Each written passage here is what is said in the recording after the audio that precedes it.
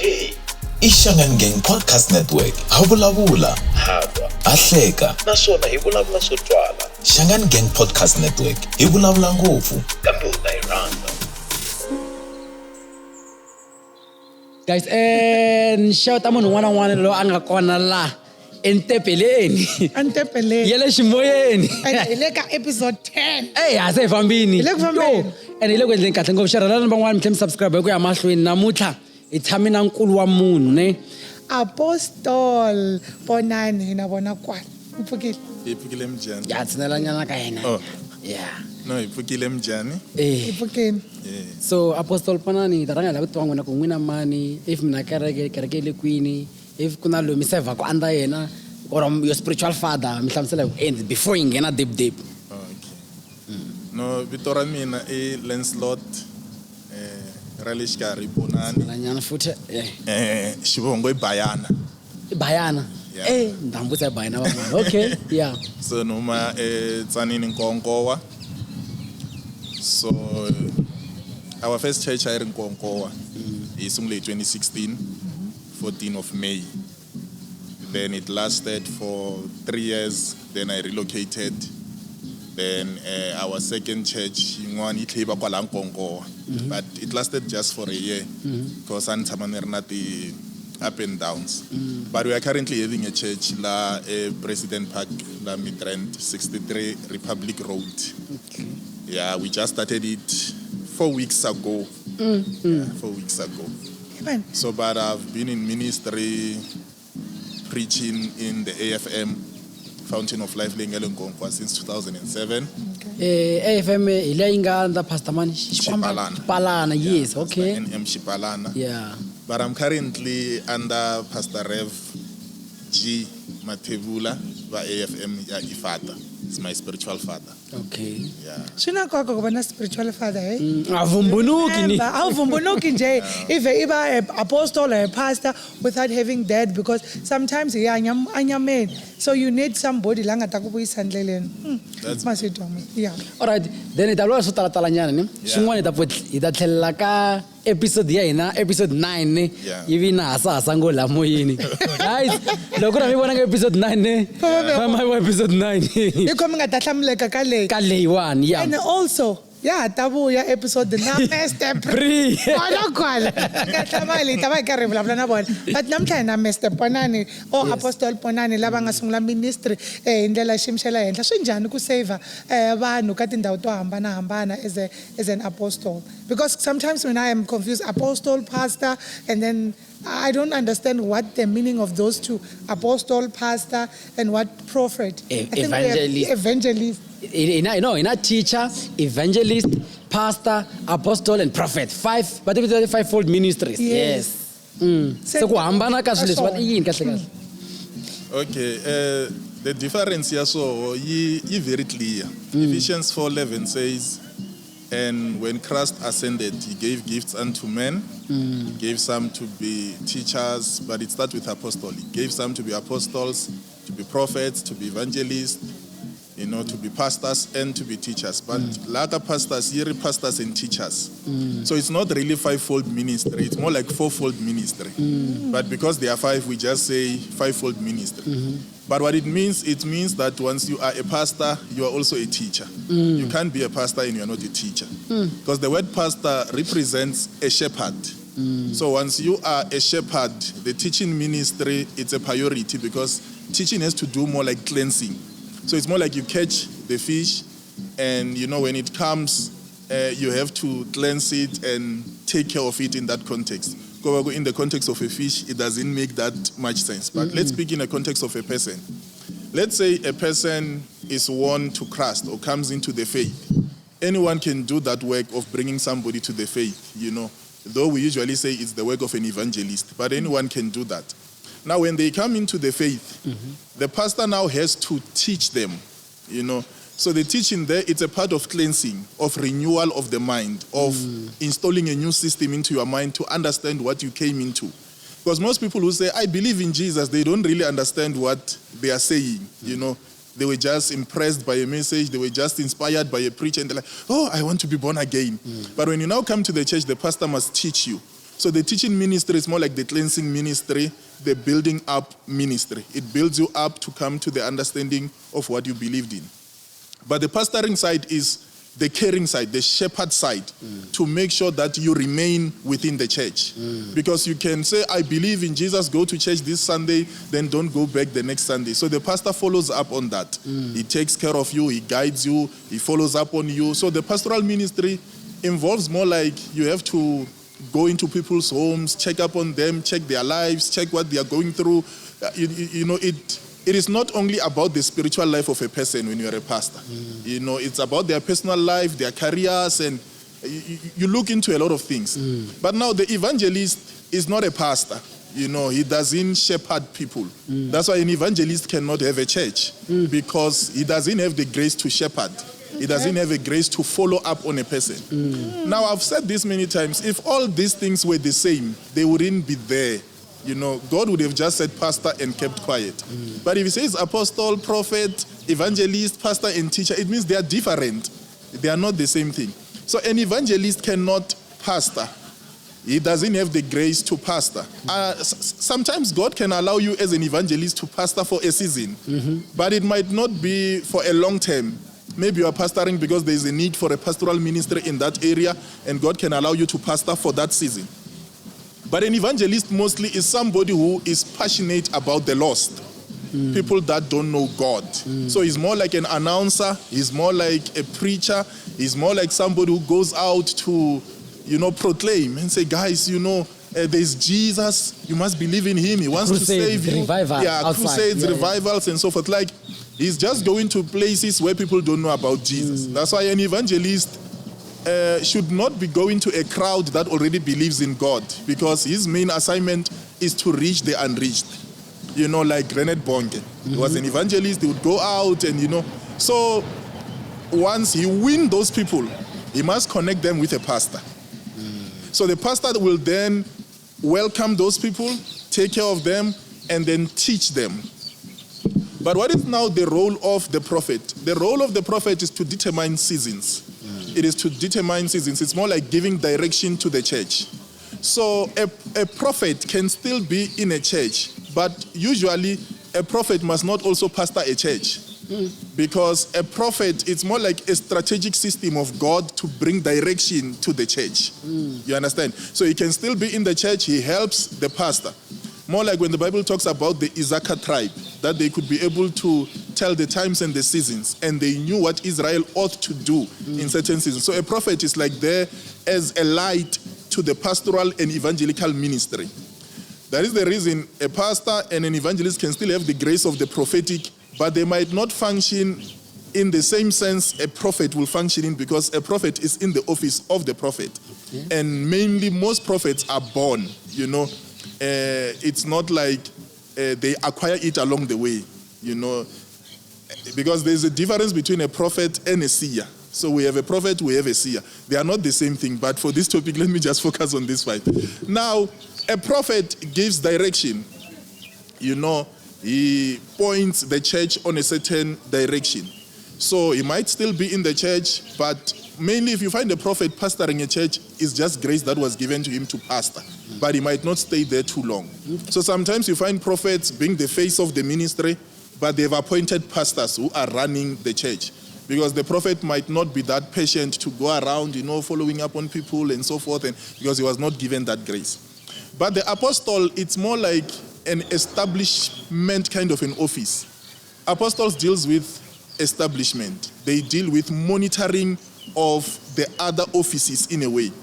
But mainly they deal with the monitoring of doctrine in the church, the growing of the church, the direction of the church. That's the reason it's apostle most of the times that would rebuke the church or the pastors or the ministries.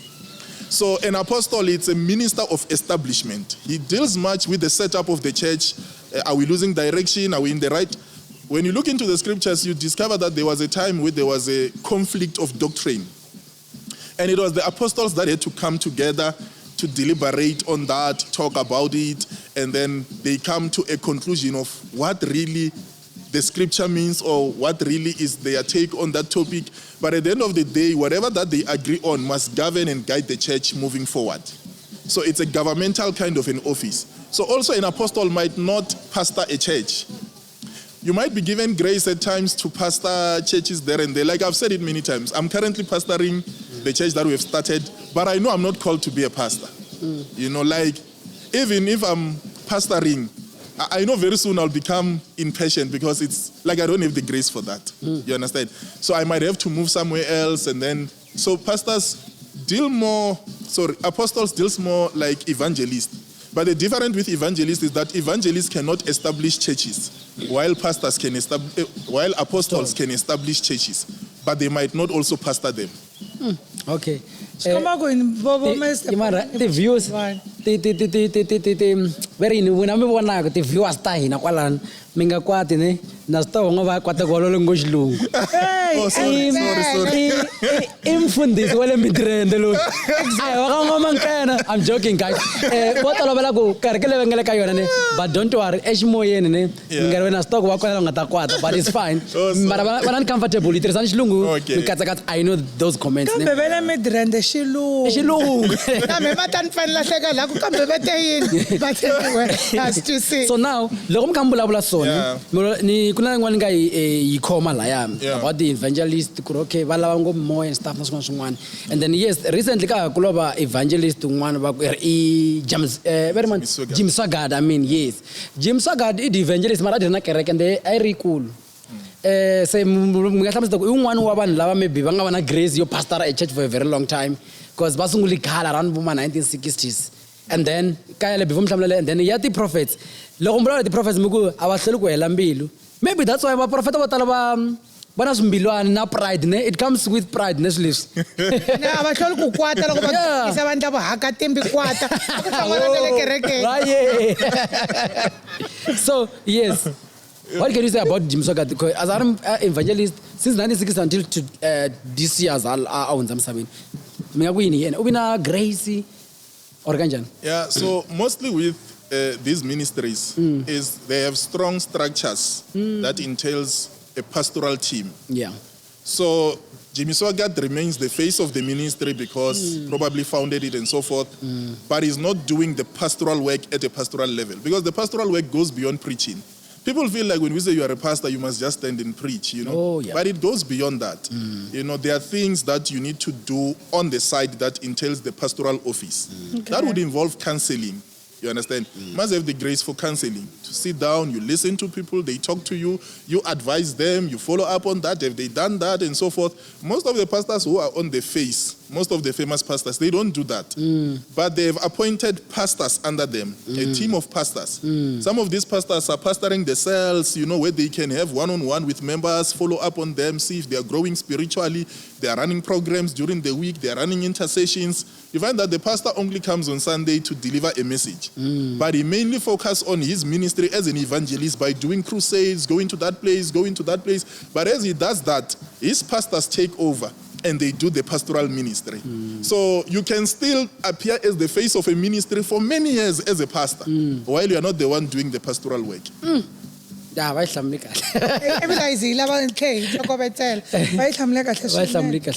on this one of the prophets.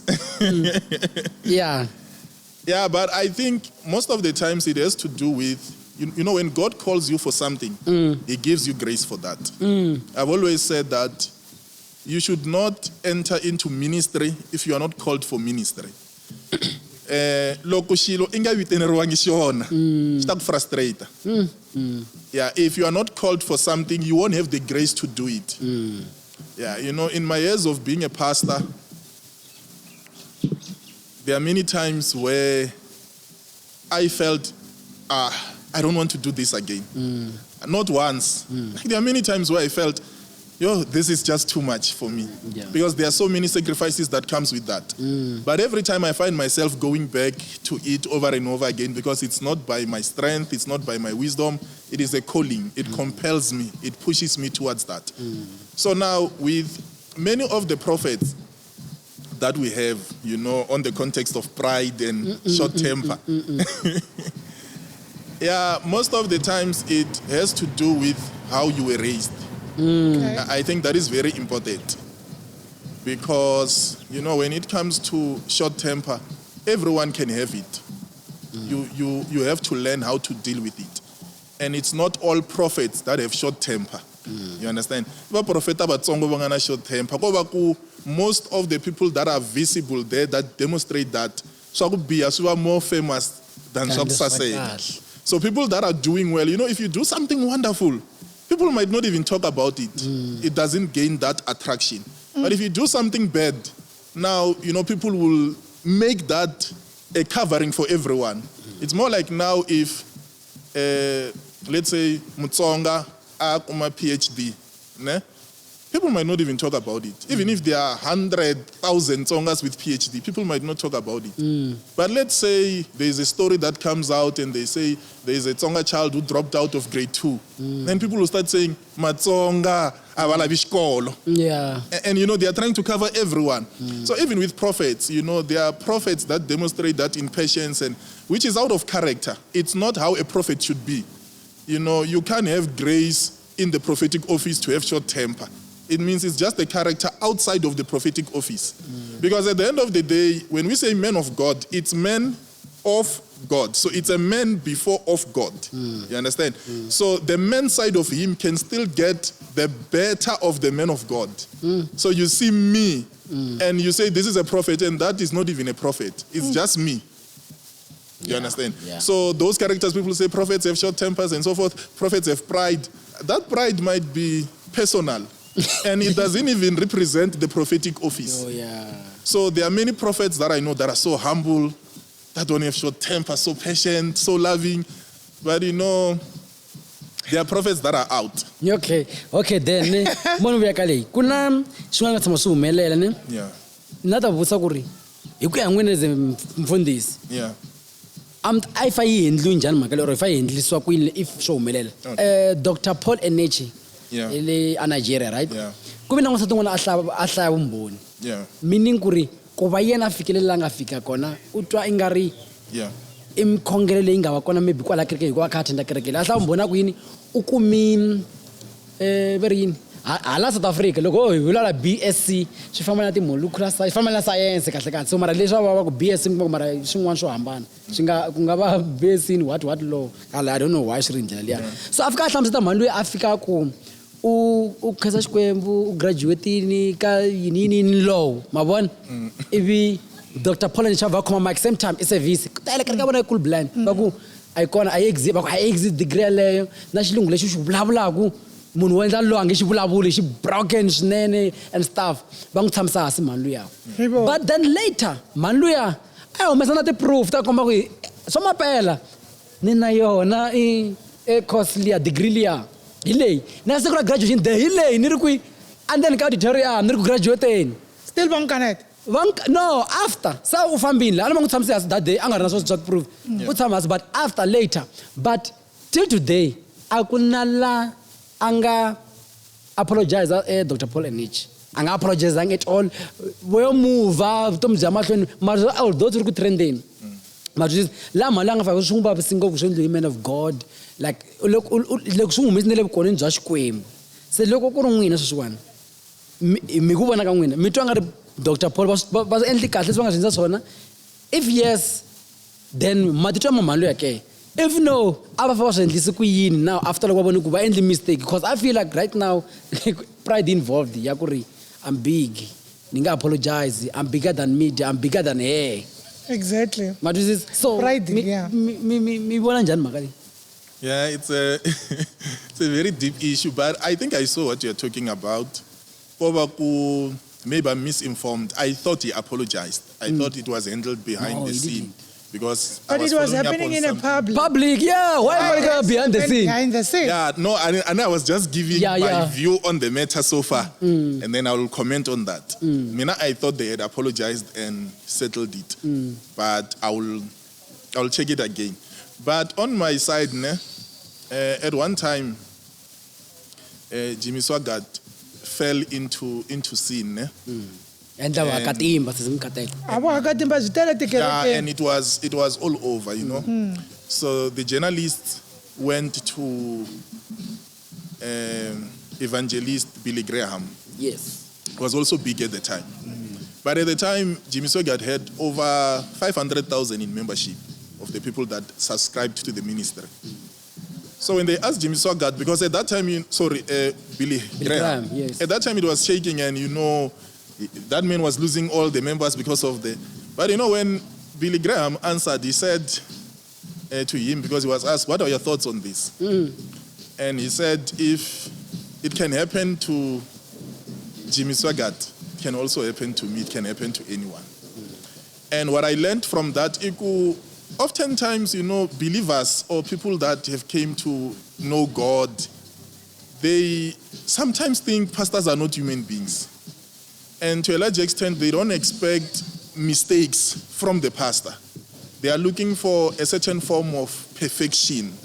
And as much as so much is expected from the pastor, we expect so much because he's a leader, he's an example, and so forth. But we must not rule out we are dealing with human beings. Human beings that can make mistakes, human beings that can hurt us, human beings that can fail us, human beings that can disappoint us. And at the end of the day, we need to understand why we came into the faith.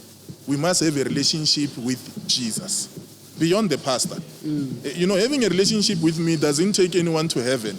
Having a relationship with me doesn't make somebody become better in life. At the end of the day, you must have a relationship with Jesus. In the Bible, there's a woman called Hannah. She was barren, this woman, and one day she decides, let me go into the temple and pray. The Bible says she gets into the prayer temple, she prays until, she could no longer have words. She was overwhelmed with that experience, and, she was now speaking, but words could not come out. Now, the priest of the house, Eli, comes to her. He says, woman, why are you drunk? Why do you come to church drunk? And this woman says, no, I'm not drunk. I was just pouring out my spirit to the Lord. But you see, Eli was a priest in the temple, and the priests of that time were more like prophets because they stood between men and God. So men would come to the priest, and the men would go and see God in the secret place. But this woman, Hannah, was not offended because she was having communion with God. And she understood men might have his shortcomings. He's not God. It's not like a prophet knows everything. There are things I will not know. Oftentimes we are put under pressure because people demand so much of perfection, and when they come to us, they want you just to get it right. Pastor, what is God saying about this? And you say, I don't know. They get offended. So the prophet there in nature is a very reputable man of God, you understand? He has built so much, he has done so much of good works. Maybe that incident on his services might be 1 out of 1,000, And we don't promote that he handled it correctly. No, it was wrong. The way he handled it, it brought embarrassment to the lady. And, one thing that I promote personally is the dignity of the people that I minister to. You must leave them with their dignity, with their respect. And that is the reason most of the times when we have to pray for people, we ask for their consent. Should we put this on the public? Do you mind if you are seen on the public rolling on the floor? Do you mind? So that, you don't find yourself rolling on the floor, and it's not by consent, and now it brings in embarrassment. Neighbors will be talking, hey, so it must be through consent to retain that dignity. So on that one, I believe Prophet Enecha, I respect him. He's a senior pastor. He has achieved so much that I don't think I've even achieved a fraction of what he has achieved. The ministry is so big, so many people that he has touched. But I feel humbly so that he should have apologized publicly, and they should have done something also as a compensation to assist that woman, achieve something better for her life. They have all the resources. So if she was not working, they should have helped her get a job somewhere or start a business as a compensation for that humiliation. Because sometimes, you don't just have to apologize when you have done people wrong. You should also put effort to put them in a better place. Masita mus ehlamleken mus Ya, vai hlamulekile. yin'wana khashayengana yana ka episode leyi nga hundza ku nga episode 9 ku ve na njhekanjhekisani waku xikwembu a xi kona hi Mr Pre n'wina mi yi vona njhani va yi hlamusete hi ndlela ya ku xikwembu a xi exist buku leyi ya bibele yi vulavulaka hi yona yi tsariwe hi vanhu i mihleketo ya vanhu kahle kahle n'wina mi ri yini? No, I think you'll have to first mention one thing on earth that has a name but doesn't exist.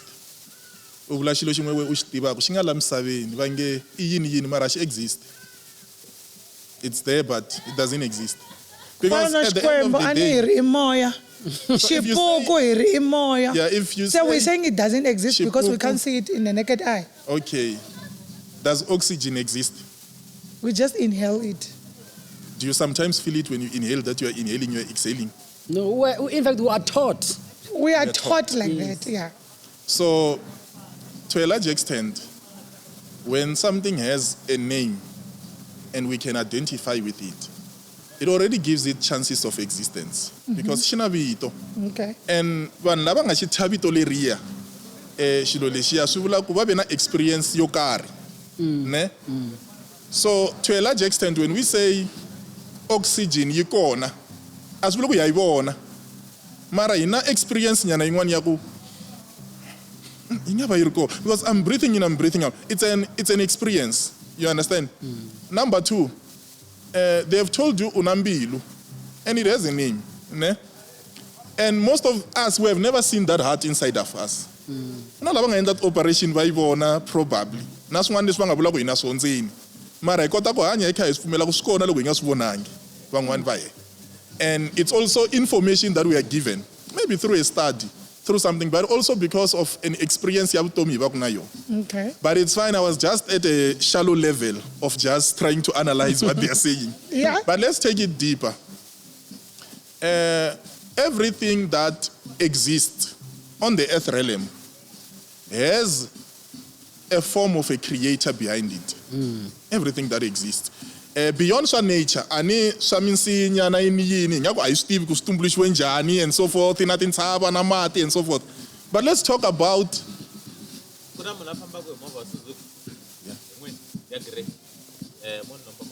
what is that key?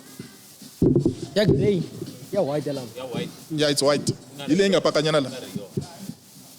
Nxibeke kwini mina xikhi. Sorry. Ani xitsenga kwala ndzeni. Ya mupfula mcheke.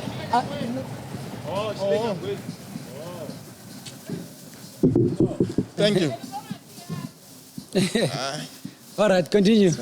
So now everything hi nga na swona hambi yo languta kwala a ku na xilo lexi xi ngo va inexistent hi nga swi tivi ku xi suka xi ri kwini. So as human beings we are conscious that anything that exists has something behind it. Loko n'wina mo fika ndlwini ya n'wina sweswi mi fika mi kuma xilo laha mi nga swi tivi ku xi huma kwini swi ta mi chavisa because psychologically you have came to believe that there is nothing that can just appear from nowhere. You know, so you will be surprised. You'll even be asking there in the house too, because the signs of things just appearing from nowhere doesn't exist. You know, we don't believe in that. We believe things are created, and it's an inherited kind of behavior that we have as human beings, that we need to create things. You know, we must be creative. So if we are looking for something, says, let's say it's a bridge, no one will ever go and say, let it just appear. No one believes that. You know, we are going to look for engineers, you know, they must build that bridge because that is the logic behind it. Now, when it comes to creation, you know, creation is so interconnected that it cannot accidentally exist. You know, minkarhi yin'wani loko mi kha mi famba ne mi fika endhawini yo karhi mi fika mi languta swilo. Let's say for an example, before I finish this example, you are looking at a tree, ne? And you are looking at the relationship a human being has with a tree or with a flower or with his surrounding. You are looking at a river, you are looking at the water, and you are looking at the relationship a human being has with the water. You are looking at the sun, and you are looking at the relationship a human being has with the sun. There's something you benefit from the sun, there's something you benefit from the tree, there's something you benefit from the water, and its nature and its surrounding, and it's interconnected. And you cannot live without the water. So it's not like you are accidental, you are intentional.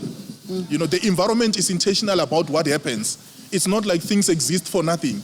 You know, everything connects with something, everything needs something. So if you are gonna come and be like, no, there's no God, it's fine. And maybe you might not associate God with a creator, but do you believe there is a creator? Do you believe there is someone behind creation? Even if you call it a force, you don't have to call it God. Even if you say there is a spirit, there is a force, there is a big bang, you know, that big bang, you might not know its name, but its name might be God. Because the word God people feel like God is a name of God. No, God is not a name of God. God is an office. It's a. That's why, you know, the difference. If it's ala shijina na le shitsongo, it's ala shijina na le shikulu. Iku jile ikulu iya shikwemu. Shijina na shikwemu. But at the end of the day, the concept ya shikwemu la, it doesn't mean shikwemu is shikwemu. No, it's not a name. It's an office. And it's an office of dignity, you know, of something higher, supernatural power, something beyond your state of spirituality or understanding. So you're just saying there's something higher. So when we say God, we are saying we believe there's a higher force. You know, we believe there's power behind all creation. So if you say you don't believe in God, it's fine. What do you believe in? What do you call that thing you believe in? Because you cannot just say, okay, there's no God, oh, these things just exist. From where? Ano ko ba ri Bibele yi tsariwe hi vanhu ku hlengeletwa maphepha lamaya ma heta makhanda switoritori leswiya swi nga koho kwalaha Bibeleni. According to Mr. Pre, mina I believe in God. Oh, by the way, I'm still born again. Yeah. Even there. Okay. So, yeah. Kwaku le dambeta na futhi mina yona manje but mina ku ya mina ni I think bayihlamuli ku naloko aba believe Xikwembu xikona hi ku ya Bibele. Yes. Fine. Mara les surrounding already ya vulavula ku there is something. And who a created creator. it? Yes. La nga swi create se ku yini ku ayo pfuka nampundzu ivi swi ri kona. You understand? Swi humelele malembe ndzhaku le. Manje na la hi nga hlamuseriwa ku ri how the world created by God. I understand. So yeah, I think. And also, if people claim things just existed on their own, because if things exist on their own, they have no limitation to how far they go, because they are just happening. So they should also tell us where is this continuation of things happening out of nowhere. Which place now we can go to and see things just happening on their own? Because at that time they happened on their own because we were not there. But now things are happening and we are here if they are happening on their own. So where can we go to go and find out who and all those? Because at the end of the day, people want to be relevant by being different. You know, you can always be relevant without sounding different, you know. Because if we agree with the majority, we are wrong. Or somehow, you know, the majority. But you can still, you know, be alone and be wrong. Be alone and be wrong. So, at the end of the day, creation, whether even, for an example, when we talk about monkey and all that, we don't argue that. But we are saying if truly somebody because there should be a continuous. But you see, with the Bible says, and God created the heavens and the earth. Ne? And it says the first day, the second day, the third day, the fourth day, the fifth day, the sixth day, the seventh day. And God said, I'm done. He rested. So there is a reason why there is no continuation of creation. He rested. He stopped. It was finished. It was perfected. And from there, he gave an instruction to men. By wisdom, the trees we now have will no longer be by divine creation. They will be by divine wisdom. Either we take a stem from a tree, we plant it, so we are now advancing creation because God created us to take care of the environment and, you know, to improve it and to grow it. And that's why God never gave us a chair, he gave us a tree and gave us wisdom that out of that tree we can bring out a chair. Yeah. So there's a reason why God didn't create a chair, because he left it for us. There's a reason why God didn't create a car, he left it for us. So as a creator, he created creators. So why would you come out of something that happened on its own without any creator, and the things you must have while on earth, you have to create them? Why are they not just happening in your life? Why is it not because so it's a sign things are created. So you must believe in God. And in our Christ, we call that God Jesus Christ by revelation. Okay, now. That's his name. I vele ni nghena ka Bibele. Yes. A hi vulavuleni hi tithe. Yes. Now kuna problem ngopfu loko swi fika timhaka ta vukhumi. Yeah. Tithe. Van'wani vafundhisi vo tala very van'wana, not hinkwavo. Yeah. Vukhume kumbe tithe a ya bohi. Yeah. Yi faneke munhu a nga ha yi humesi. Hi tifambi vutomi byi ya mahlweni. But ku na van'wana ngo vukhume bya boha. Va tlhela va yi mali loko u nga humesi vukhume. Swa wena swi nge fambi. Va hala ka fundhisi futhi va ku swi ndzingiri swi tati. Ma vona loko va ku twa ku futhi wa tirha va ta ku vutisa ku faneke wa swi tiva ku faneke u hakela tithe ku xikwembu xi ta kota ku ya mahlweni xi ku katekisa na swin'wana. Then n'wina mi kwini xana n'wina ma tsala papila le kerekeni na n'wina mi ku humesa vukhume n'wina wa tirha. Ende loko nga humesi vukhume a va ku khongeleli vafundhisi. Va tlhela va vula ku ni nge Va tlhela va ku va nge ku bless. I will never bless you. So n'wina mi yi teka njhani mhaka leya tithe? Yeah, it's a hot topic actually. It has been a hot topic for the past few years. Yeah. And it's still a hot topic going forward. But I feel most of the times we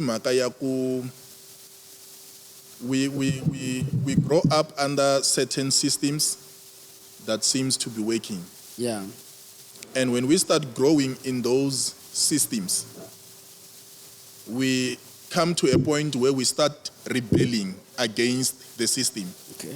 And the reason we are rebelling against the system, it is because if ikala isungula kuku analyze swilo. Now, when we start analyzing things, which is a good thing, you must have a mind that questions everything. I promote that. You must have a mind that questions everything. Okay. But you see, when you are questioning things, swana loko hlambisa n'wana mati ya thyaka a wi wa hala ta mati lama na n'wana u ke mati ya thyakile and n'wana luya ile ndzeni ka mati lama nga thyaka swa endleka ya huma basile ndzeni ka mati yo thyaka ngani loko u hlambisa I release thyaka Yes. rivala ndzeni ka mati mara iva a ha ri kwini ndzeni ka mati. Okay. Se loko wa hala ta mati I nga veti ku na sungula I humesa n'wana and I acknowledge ku n'wana nga ba basile mara mati lama hlamba hi wo ya thyakile se u ya wa hala ta mati lama nga na thyaka. Okay. So on tithe there are things that are not correct. One, it is when you threaten people to give or to tithe. It's not correct. And people might make tithe to be wrong because of how it is being presented. You are not supposed to scare anyone. You are not supposed to threaten anyone. You are not supposed to push anyone, to give their tithe. You are not even supposed to mandate someone to give their tithe. No. It's wrong when you say, hey, if you don't give, you will tithe. Hey, you will die. Hey, if you don't tithe, things won't move. You are intimidating people. And at the end of the day, people started tithing, Oh, if I tithe, my life will change. Oh, if I tithe, this will happen. And when those things don't happen that they told you would happen when you tithe, then you get frustrated. You start questioning the system and you're like, oh, tithe is a scam. Because you were told if you tithe, hey, you will never be sick. Or if you tithe, oh, your life will change. If you tithe, then now you start saying, oh, pastors, I lie. Hey, they just need our money. Hey, and so forth and so on. But now when tithe was started, the intentions were very good. It was started in the Bible. And when it was started in the Bible, it was started because there was a tribe of Levi. It was the Levites. Yes. Now, God gave them a specific instructions to serve him in the temple. Now, these people were not supposed to own a land. They were not supposed to work. They were supposed to be in the temple 24 hours serving the Israelites. Now, through this team of Levites, that's how they were able to take care of the less privileged within society, of the orphans within society, of the widows within society, because a widow, the system in Israel or amongst the Jews at that time was that women were not as empowered as it is today, to work as such, especially if you were a widow. You would not have that man who would do things for you. So they benefited through the Levite system. But how did the Levite system thrive in that time? It thrived because people had to come and bring their tithe. And as they were bringing their tithe into the church, they were sustaining the people that lived within the temple or the people that benefited from the temple. You understand? And they were also taking care of their pastors who were serving them 24 hours because they would be there serving the people. Now, it was a good thing. No one complained about it. But you see, at that time, the Jews were more like a government to themselves. They did not have a government like we have today. So their tithe was even more like our tax that sustained the movement of things within their communities in that way. Now it progressed, until you reach like the book of Malachi that people use so much on tithe. And God says, why do you rob me? Now, when you check into that scripture, and I want you to pay attention to this, God did not request tithe because he wanted to bless people. Okay. Initially. That was not the purpose of tithe. God requested tithe out of their blessing. Okay, let me repeat. Yes. Xikwembu a xi va katekisa. And loko se xi va katekisile, she requested tithe. Yes. And the reason they had to tithe is because they depended much on what was happening in the field. So God would bless them, they would have increase there. And when they were blessed, they had to go and share with the Levites who could not be able to go into the field, own a field, who were just there to serve them. You understand my point? So now, they would bring the tithe there. Now, this tithe, agorna also a year that was called the year of Jubilee. The year of Jubilee was a year of rest. Okay. So with all their contributions and their tithe, there was also a tithe or a contribution that they would bring to save up for the year of Jubilee, because it was a year where no one was allowed to work for the whole year. Was not allowed. Yeah, no one would work. Even their slaves would be released. It was a year of freedom and they would enjoy. So the word Jubilee means celebration. It was a year of celebration, a year of rest. More like the Sabbathcal year. Yeah. You understand? Yeah. So now, with that system, there was never any confusion of tithe and all that, and tithe this and so forth. Now, coming into the New Testament, you don't find a scripture anywhere in the Bible where Jesus says people should not tithe. Because Jesus is born under the law. He's born under a time where people are tithing. And he's not there opposing tithe. Because if tithe was wrong, Jesus would have been the first one to come and say, do not tithe. But he's coming at a time where people are hotly tithing. Because it was under the law. People were tithing. People were giving. Okay. And Jesus is coming and he's not even saying people must not tithe. Actually, in Matthew 23, when he starts, rebuking the Pharisees and so forth, he says to them, you tithe, of everything that you have, but you have neglected, even more important issues like mercy, righteousness, and so forth. But he's not saying, do not tithe. And now you have people like Peter.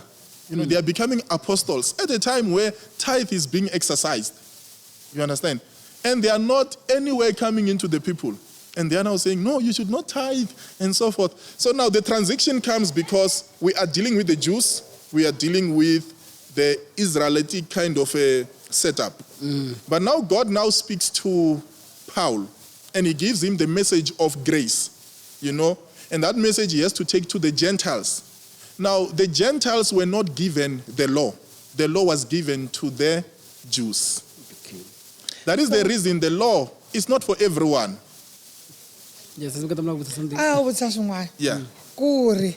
Tithe liya aniku banu mite loko kuri kushitwa kahle xilungu lexiya. Yeah. Mite people aba tithe according to their blessings. Yes. Now I'm going to church. Ansizani kuma blessing. Yeah. From I don't know. Ansizani kuma blessing. Mara, the pastor is requesting for me kuni endla tithe. So, but what are you tithing from if you don't have the money? Okay, okay, let's say maybe sezimkate kwa kumatiri ne vatira but mikumaku vana expense ta ku tala leti maybe ti nga va kona before va tirha ne mali ya vona ku va hakela leswi va endle leswi ya va sana ya tirhweni nyana maybe na ya dya for bona na vana va vona then ku va nga kota ku humesa maybe let's say maybe va hola mali muni 20,000 ana va fanele ku va humesa mali muni kwala 2,000 then va fail no humesa 2,000 because his la nga ha ri kona. Okay, let me just finish what I was saying so that I'm able to answer this. Okay. Now, when the gospel goes to the Gentiles are not people that were given the law. So even the law of tithing, they were not living by that. When the gospel is now taken to them and we are preaching, You know, that's why if you go into biblical history, you'll discover that there was a period of time, like a long period of time where tithe was not collected, especially during the ministry of the apostles and those that came after them. Not because there was something wrong with tithe, but because the law was not given to the Gentiles. That's why like things like circumcision, it was given to what? To Jews, Yes. but the Gentiles were not forced that in receiving salvation they must be circumcised. So there are many laws that were not applicable to the Gentiles in coming to faith in Jesus Christ. They had to just believe. But you see, there are good things that even if they are not directly given to the church can be able to adopt from an old system without adopting maybe the consequences that comes with the old system and all those things. Like for an example, we all know Sabbath, it's on Saturday. You understand?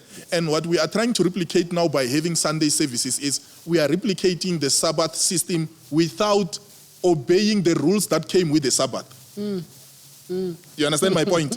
But no one stands and say, why are you attending church on Sunday? It is wrong. Stop going to church on Sunday. Let's start going on Saturday. Because we understand we are no longer obliged by any law to attend church on a Saturday. You understand my point? Yes. Because we are no longer under the law. You know, we've came under grace. And the law was not given to us, you know, to keep the Sabbath. Because when people kept the Sabbath, there are things that they kept with the Sabbath. You know, there were things like the kilometers you must travel on the Sabbath. Yeah. You're not supposed to cook, you're not supposed to work, you're not supposed... But on a Sunday. So we are not keeping the rules that comes with the Sabbath. But is having Sunday service a good thing now? That's where we need to come to as a generation. Is there any positive thing about coming to church on Sunday? Though we are adopting it from a sabbatical system, you know, it's not like it's a law. There's no Bible verse that says come to church on Sunday. Yeah. You know, we are coming with that strategy. So even with tithe, it was borrowed from the Old Testament. That's why you don't find Peter preaching about tithe. You don't find Paul preaching about tithe. But it doesn't mean it's wrong, you know. So our fathers, you know, had to adopt the concept of tithe. And you see, it works perfectly like this. Let's say you have just started working and you are struggling to pay your tithe. That might also be a sign that your finances are not in place. Yes. Because one of the reasons you are given tithe, and it's said to be 10% and not any amount, is so that you may have a proper budget and a proper financial discipline, knowing this amount of money goes to God. That's why even tax in the nation, they don't say tax as you want. It must be systematic because you are dealing with finances. And most of the people, when they deal with finances, they feel like, why don't you know, you won't have discipline. If you want to just give what you have, you won't have any commitment. But at the end of the day, the money of tithe is the reason we are seated here today. And we say we believe in God. Because our fathers went into full-time ministry. You know, it's unlike now where you find a pastor has a business there, a pastor is working there. Most of our fathers who started the AFM, like the man who started the AFM, he left his country to come to South Africa to establish the work of John G. Lake. Yes, You understand? yes. When he was in South Africa, he was not doing any other work. He just came to serve the people. And it was through tithe and offering that his family was sustained, that the programs of the church were sustained. Many people who fight tithe, they fight it because they've never pastored. But if you have pastored, you will know that the church doesn't have money as people think. People don't give. People are not disciplined. Even the tithe they complain about, people don't tithe. You know, I've been to church. If you have 100 people in the church, you might find that only 10 people are tithing. Exactly. Kuna un'wana tshama ni gugulela ku I nge khomi iPhone driver movha kahle pastor hamba la tangu ya handuka. Is it my responsibility to do that? Okay, you know, this is what I always say. There are people who call me at 10 in the evening, 11 in the evening, some at 2 a.m. If your child is dying, you're going to call me. And you don't think maybe I'm sleeping with my wife and my kids. Like, you don't reason that. You have the entitlement. It was a book for Mfundisi. If I know in karata Mfundisi, why Babanga what I family selankosi? Why Banga what I phone? Why don't you have your entitlements? But when the pastor says give, now it's wrong. The pastor must not demand from you. But whether you can demand from the pastor. Okay. So, my point, we should not. I'm not threatened by people who are just excited and they don't know ministry. In my ministry, I tell them, you must tithe. You know why I tell them to tithe? So that they may have order of their finances. You can't just bring any amount. Let me just show you an example. I had a lady. This lady, she got a job in our ministry. So she called me. She said, Apostle, I got a job and I want to bring my first fruit to the ministry. You know, the concept of first fruit is that somebody brings their whole salary to the pastor. Then I asked her, I said, where did you learn that from? Because I've never taught on that. But not that I don't believe in it. I believe God can give you a revelation to do that. But it must not be through a forceful push from the pastor. Because you still have to survive that whole month. But if God puts it in you to do that, God will take care of you the whole month. But if now we make it a doctrine that bring your first fruit, then the person is going to suffer and so forth, and then they'll start criticizing the whole concept. So it's more like the concept of tithe. We teach people to tithe, but we also teach them to do it willingly, without pressure, out of revelation and understanding, because it brings order to their finances. Tithe brings order to your finances. And number two, there's no way you can give to the work of God and you don't get blessed. You know, I have a woman in the ministry we had at home. When that woman came into our ministry, she was struggling. You know, I'm not somebody who emphasizes on giving and so forth. Even my spiritual father, I've only heard him once talking about giving. But it doesn't mean it's not powerful. But I feel it should be emphasized the right way. There are blessings for giving. This woman comes into church and she makes a commitment. Not that things were fine with her. Every Sunday she was bringing 200 rands. Not that things were fine with her. And she never skipped. I don't remember a Sunday she did not bring the 200, even if she was not in church. And she was not bringing it because I demanded it. No, I never demanded it. And as she brought that, in her business, she would have maybe 1 or 2 customers on a week. After she started coming into ministry and she started giving, because there are financial principles in the kingdom of God. And one of the financial principles in the kingdom of God is to give. Whether you give your tithing, whether you give your seed, but willingly giving, supporting the work. Because this work, you know, it's not my church. You know, we had a meeting with workers this other day and I told them, I said, when I came to start a ministry in Midrand, the Lord spoke to me by His Spirit. It's His church. It's His work. If you partner with it, you are not partnering with me. You are partnering with God's work. And if you believe in God, God is going to bless you. You understand? That woman, one, I'm talking with things that happened in less than a year.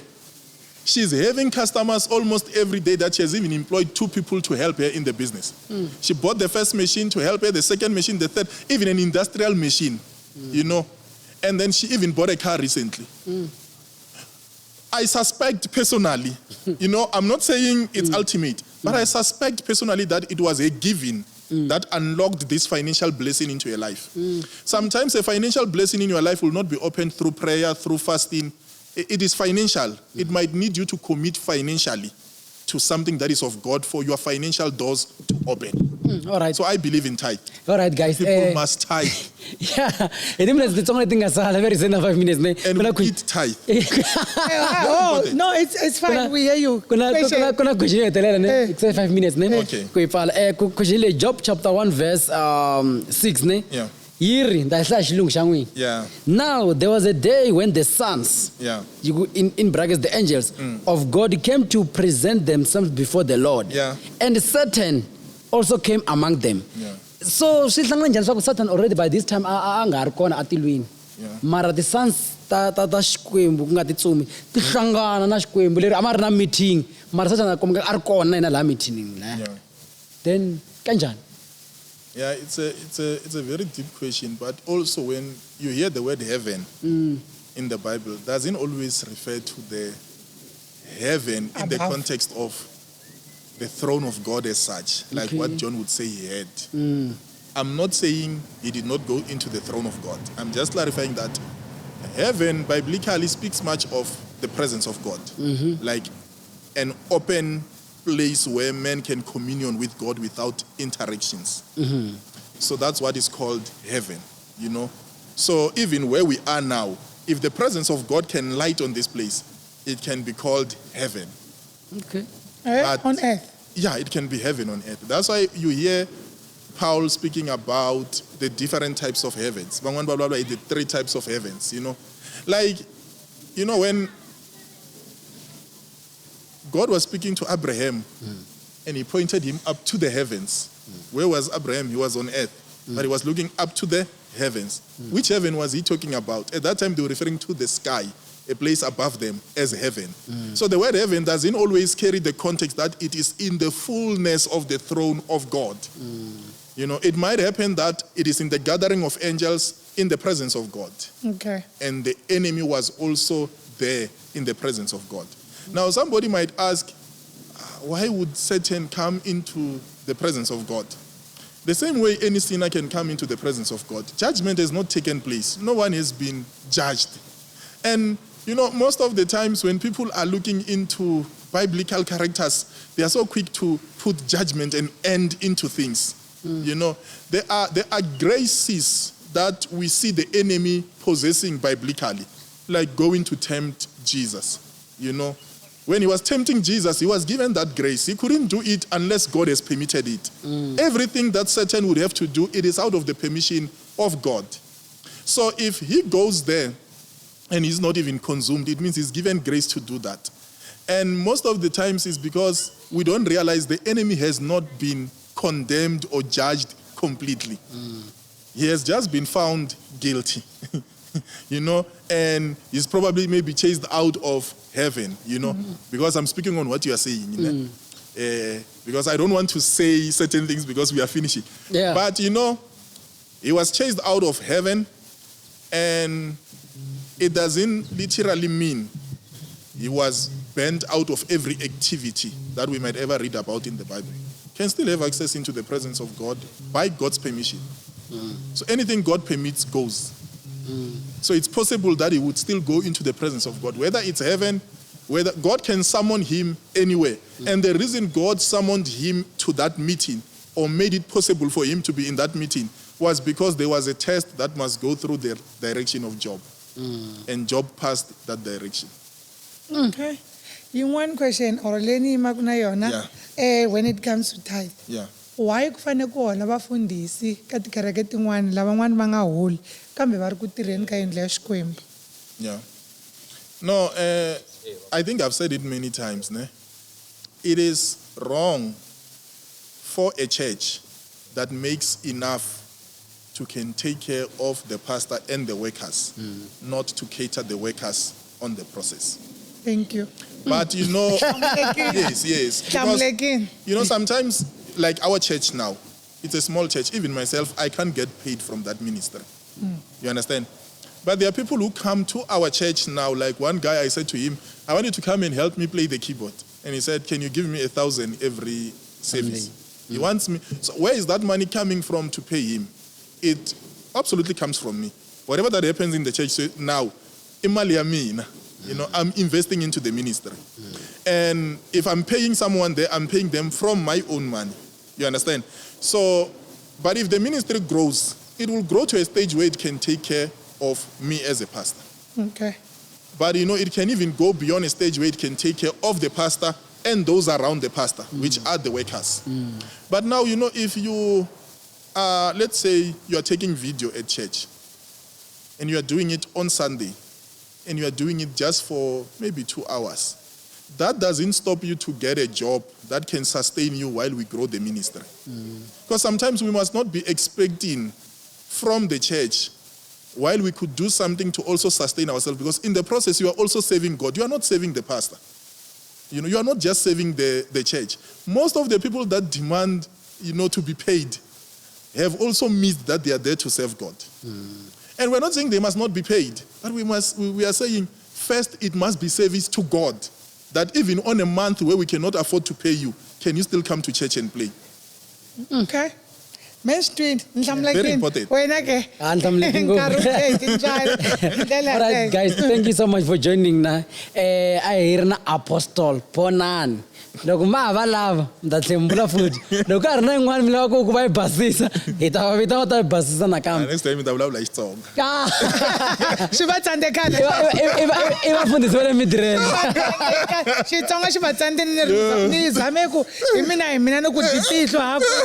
Va stika ka Xitsonga but anyway ni khensile a ku ri episode ya kahle ngopfu Gaza Boxa episode 10 mamani ma subscriber guys eximoyeni episode 10 ya hina hi ndlela leyo eka n'wina va yingiseri na va languti va hina hinkwavo hi ri hi khensile Apostle u dya ku engeta. No, thank you so much. Danko.